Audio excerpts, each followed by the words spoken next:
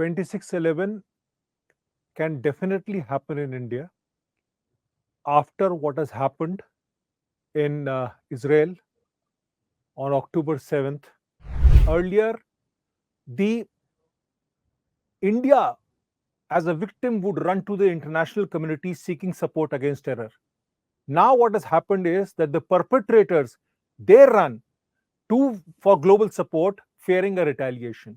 Post 2014, the attacks within hinterland have not been there. They have been actually confined to the periphery. Pakistan-based groups will think twice because this government is very clear that it has zero tolerance for terror and retaliation will take place in case the innocents are hit. The very basic mentality of Pakistan that it continues to be treat India as with hatred and as an adversary that continues. You must understand Pakistan is also supported by its all-weather friend China. The world is very vulnerable right now to a terrorist attack given the level of radicalization, given the level of polarization, and the way and the instability that is currently in the world.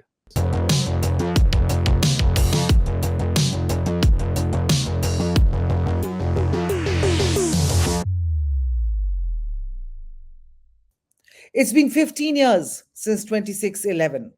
15 years since terrorists from Pakistan entered India's financial capital, roamed the streets, and wreaked havoc. Over the course of 3 days, they killed 166 people and injured another 300. After Hamas's bloody October 7th invasion of Israel, many have started asking the question is whether another 26/11 can happen in India within the borders of our country. Have terror groups across the border, been emboldened by Hamas's daring incursion inside Israel? I have with me Shishir Gupta, Hindustan Times executive editor. Shishir, I'll start with a very simple question. Can 26/11 happen in India again, ever? Namaskar. 26/11 can definitely happen in India after what has happened in Israel on October 7th, uh, that is last month.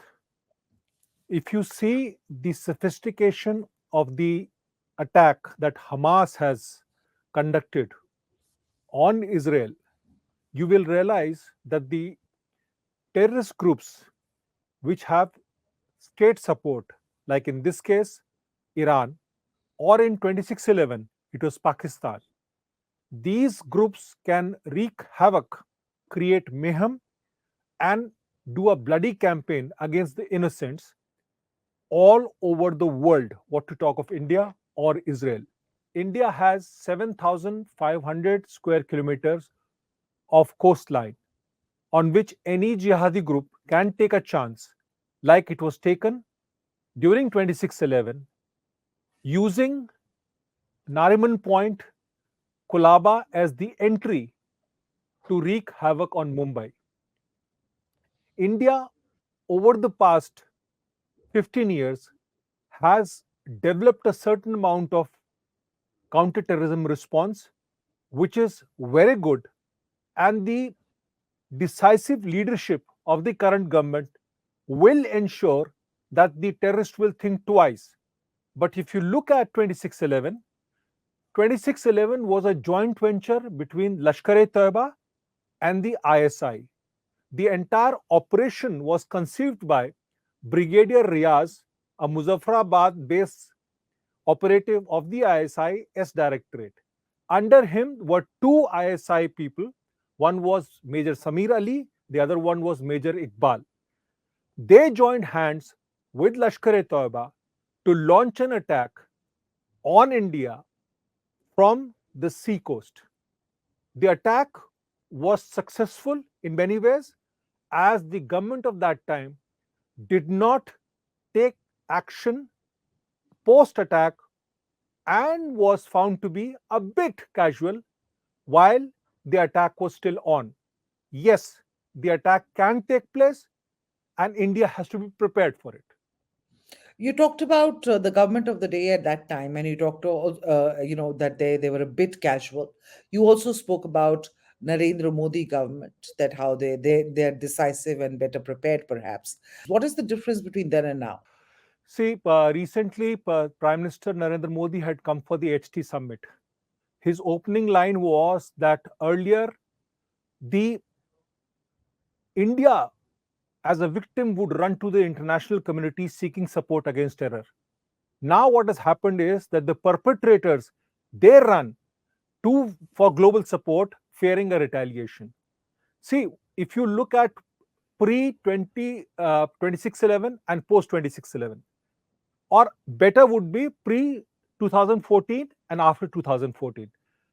Before 2014, we lost nearly 966 innocents in terror attacks that started from 2005 and continued till 2013.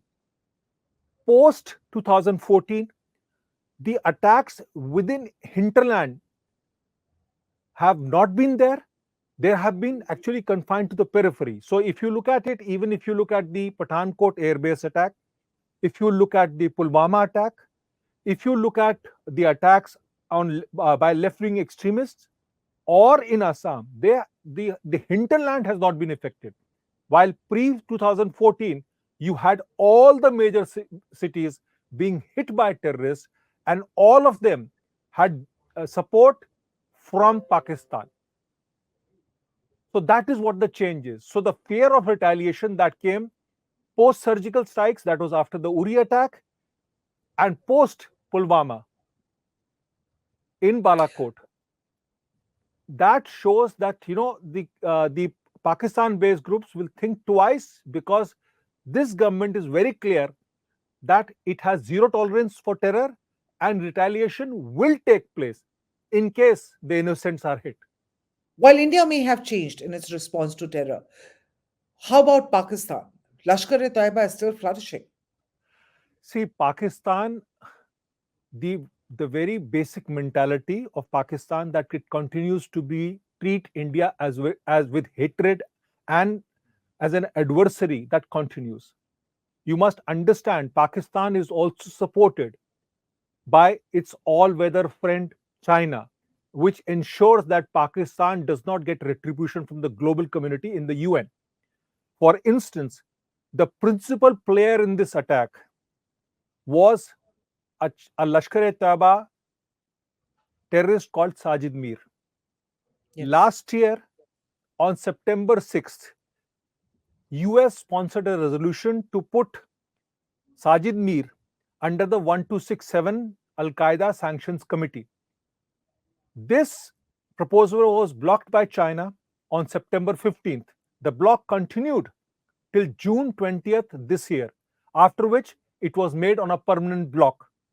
So, Pakistan, with its full support from China, continues to have the same posture against India, and this will continue. So, Pakistan per se has not changed. Even yesterday, we lost two captains and two personnel in a fight against terrorists in Rajouri Punch sector. So Pakistan will continue the same thing. Let me also tell you something more than this. In April 2005, the Pakistanis had come for recce of Delhi using the cricket one days match in Mohali. And the three people who came were Sajid Mir, Abdul Rahman Hashim of Lashkar-E-Taiba, along with the ISI Major Samir Ali. They wrecked the place, and these people used the free visa regime to do that. So when you say, has Pakistan changed? No, Pakistan has not changed and will continue to do the same thing all over again. What about the world? Had they, the censure, everyone censured 26/11 when it happened. Uh, but this concept of not understanding terrorism until it gets to you. Look at Israel, for instance. It took an October 7th Hamas incursion, terror attack on Israel for them just 3 days ago or 2 days ago, on the 15th anniversary of 26/11. They have now labeled or banned Lashkar-E-Taiba as a terror group in solidarity with India. It took 15 years for them to do it. It took an actual terror attack on their soil for them to do it. Had the world acted more proactively after 26/11 against all these terror outfits, do you believe such incidents of terror could be stopped in their tracks? See, this question can be answered in sections. Did the world community or did the gold community help us during 26/11? Yes, they did. For instance, after 26/11 happened, within 3 days, the US sent a full fledged FBI team to Mumbai in a C 130 aircraft, and they helped us find out the perpetrators of the terror attack. So they did it in one part. Second thing, they did give us access to David Coleman Hadley. They did give us access to Tahabur Rana. All those people were involved. But then there was something less than that. What had happened was that, for instance, we do not know if David Coleman Hadley had got payments from the US. Was he a double agent? The financial details of David Coleman Hadley were never shared with India. But US went out of the way to help India in that. Now, coming to Israel. Now, Israel 2 days ago actually decided to brand Lashkar-E-Taiba as a terrorist group. Well, the decision is most welcome. But the point is that Israel got this shock after the Hamas incursion.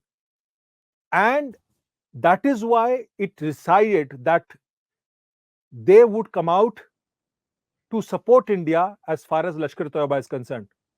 But what is quite surprising is that 4 Israelis lost their life during the 26/11 attack on Nariman House or the Habad House at Nariman Point. Out of the four, there were two rabbis. One was, Rabbi Gabriel and his wife, Ravika. Now, their son was the only sole survivor. The person who ordered the headshot was Sajid Mir on the parents of now a 17-year-old Moshe Holzberg. So that Israel took 15 years, I do not know. That is Israel's issue. But the point is that the world is very vulnerable right now to a terrorist attack, given the level of radicalization, given the level of polarization, and the way and the instability that is currently in the world. So the point is whether the Houthis take over they hijack a ship in Red Sea. The point is whether the Hamas attack or the Hezbollah attack. It's a very unstable world right now, and the attacks can and will take place. Thank you so much, Shishir, for that perspective. That's a very bleak and perhaps even scary picture that you painted for all of us, but better prepared than sorry. Thank you so much Absolutely. for taking the time to speak to us. Thank you, viewers, for watching this broadcast. Please come back to us. We'll be with you with another episode of Point Blank next week, same time.